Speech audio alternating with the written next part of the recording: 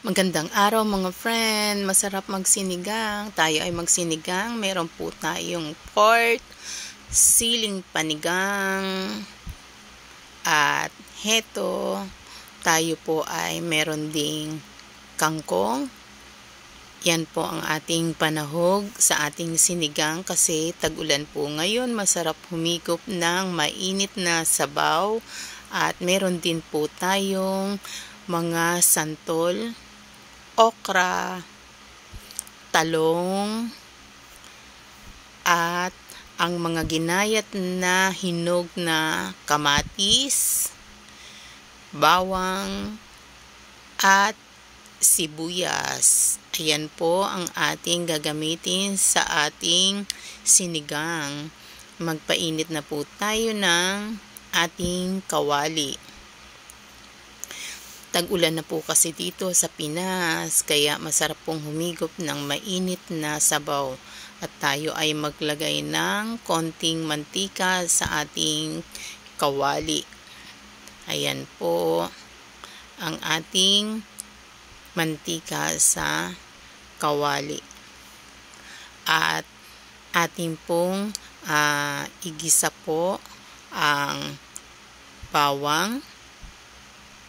Gisa-gisa po natin, halu-haluin po natin at medyo pisat-pisatin po natin para lumabas ang aroma.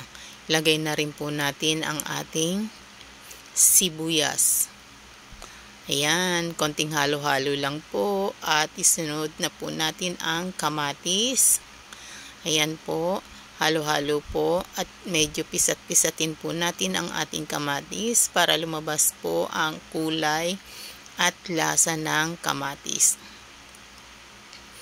Konting halo pa po at ang susunod po ay ilagay na po natin ang ating pork. Ayan po. At ubusin na po natin ang ating pork. Huwag po nating ilalagay yung pinaka-katas. Ayan, para hindi po siya malansa. Konting halo po, haluin po natin ang ating pork. Yan po. At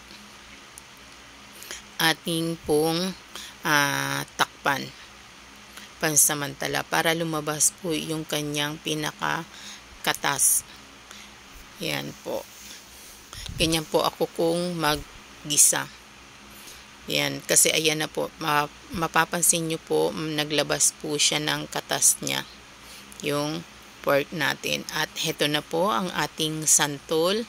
At yan po ay ginayat ko na po. Hindi ko na po ipinakita sa inyo ang paggayat ng santol. Tingnan na po natin muli ang ating ginisang pork.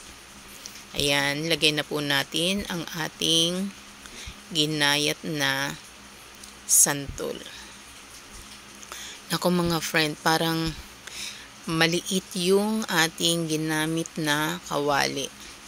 Pero okay lang po yan. Nandyan na po. Sana dun pala sa medyo malaking kawali ko niluto. Pero okay na po yan. Takpan po natin. At pansamantala. At ayan, isunod na rin po natin ang ating buto ng santol. Yan. Medyo nahirapan akong ipakita yung buto ng santol. Para maging malasa po siya. Yung pinakalasa ng santol ay mapasama po sa ating sinigang. Kaya nilalagay ko po ang buto ng santol. Ayan. Takpan po natin. Pansamantala. At maglagay na rin po tayo ng sapat na tubig. Ayan. Para maluto po sila. Ayan. Maglagay na rin po tayo ng ating pampalasa. Ngayon po na ako po ay may cancer, ang nilalagay ko na lang po ay ang asin. Kayo na po bahala mga friend kung anong mga pangpalasa ang nais ninyo pong ilagay. Tanggalin po natin yung ilang buto ng santol kasi medyo masikip nga po yung ating nagamit na kawali. Kaya magbabawas po tayo. Ayan, lagay na po natin ang ating panigang na sili at isunod na rin po natin ang ating talong. Ayan.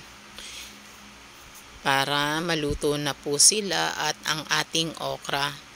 Lagay na rin po natin, sunod na natin. Pag ako po ay nagluluto ng okra, hindi ko po pinuputol. Kasi para hindi po siya maging madulas. At isunod na rin po natin ang ating kangkong. Muntik pang malaglag. Sorry po. Ayan, tingnan na natin kung malambot na ang ating pork. Ayan. Talaga masikip po talaga mga friend ang ating kawali. Sana nga po talaga dun sa medyo malaki ko niluto. Ayan, tikman na po natin. Ang sarap, masarap po ang ating pork sinigang sa santol. Ayan, itry nyo po ito mga friend para matikman nyo po ang sinigang sa santol. Masarap po siya at malinamnam at masustansya po. Bagay po sa ating panahon na tag-ulan po ngayon, masarap humigop ng mainit na sabaw at medyo maasim-asim. Try ninyo po.